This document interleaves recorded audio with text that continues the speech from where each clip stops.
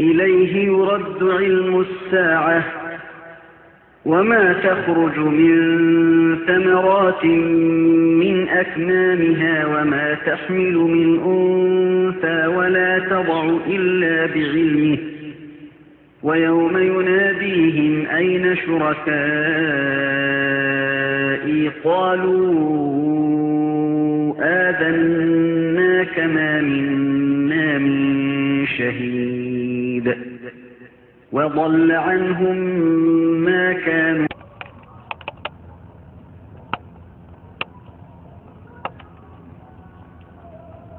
Je peux bouger. Panama. Je peux bouger.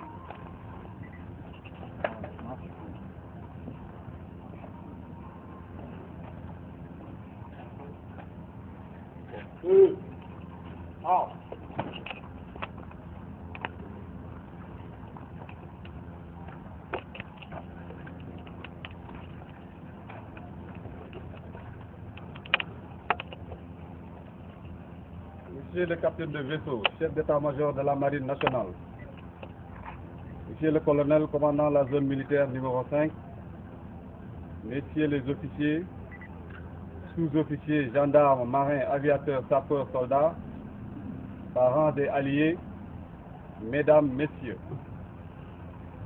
Nous voilà une fois de plus réunis pour rendre un dernier et ultime hommage à un camarade disparu brutalement sur la route nationale numéro 5 le mardi 30 novembre 2010, alors qu'il revenait d'une mission au poste militaire du village de Djomon. En effet, le Tout-Puissant vient encore d'arracher à notre chère affection un officier valeureux et brillant, le lieutenant de vaisseau Mamoudou Diouf Koli, commandant la compagnie des fusiliers marins commando en opération à zone militaire numéro 5, fonction qu'il cumulait avec celle de commandant de la base navale secondaire de Linkin depuis le 1er août 2010. La disparition de cet officier constitue une perte, certes brutale, mais aussi cruelle pour toute la communauté militaire comme pour tous les proches et amis du défunt. Né en 1955 à Diatan, dans le département de Bignona, le lieutenant de vaisseau Mamoudou Diouf Koli a très tôt embrassé la carrière militaire en réussissant dès 1974 au concours direct d'entrée à l'École nationale des sous-officiers d'active au titre de la deuxième promotion. Après une brillante formation à l'INSOA, il est nommé sergent le 1er novembre 1976, date à laquelle il a rejoint l'unité de marine pour servir à la compagnie des fusiliers marins commando. Depuis cette date, il gravit tous les échelons de la catégorie des sous-officiers avant d'être déclaré titulaire du diplôme d'aptitude au grade d'officier le 1er octobre 1994 à la suite d'une riche sélection des meilleurs sous-officiers des forces armées. 4 ans plus tard, sa nomination à titre définitif au premier grade d'officier lui permettra d'arborer fièrement ses galons d'ancien de vaisseau deuxième classe le 1er juillet 1998. Successivement, il sera promu enseigne de vaisseau de première classe le 1er juillet 2000, puis lieutenant de vaisseau le 1er janvier 2004, galon qu'il va porter jusqu'à sa mort en ce mois de novembre 2010. Pendant sa carrière d'officier, le lieutenant de vaisseau Mamoudou Diouf Koli fut d'abord affecté au bataillon Oran, notamment à la direction de la documentation et de la sécurité extérieure jusqu'au 30 juin 2001, avant de revenir à la marine occuper les fonctions de chef de service intérieur de la base navale de Dakar du 1er juillet 2001 au 1er juillet 2003.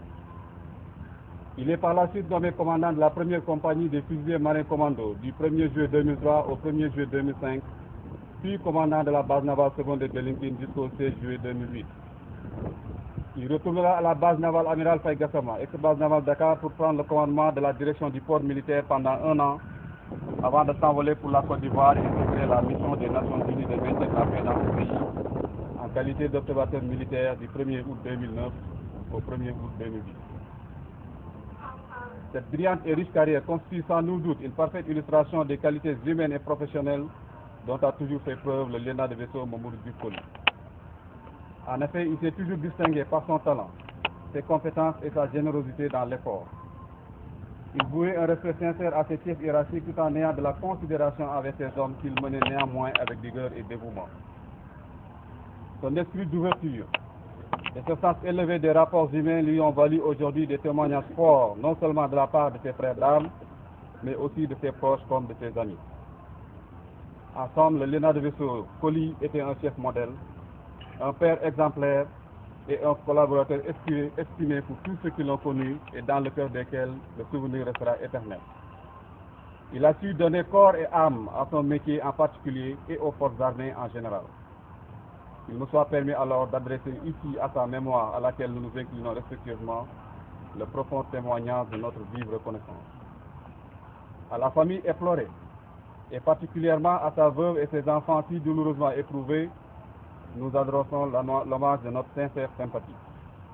Au nom de la République, et particulièrement de la communauté des forces armées, nous adressons nos sincères condoléances les plus attristées et prions pour qu'Allah, dans sa miséricorde, accueille son âme dans son paradis éternel. Que la terre de Diatan, son village natal, lui soit légère. Amen. On nous prie, on nous donne un enfant.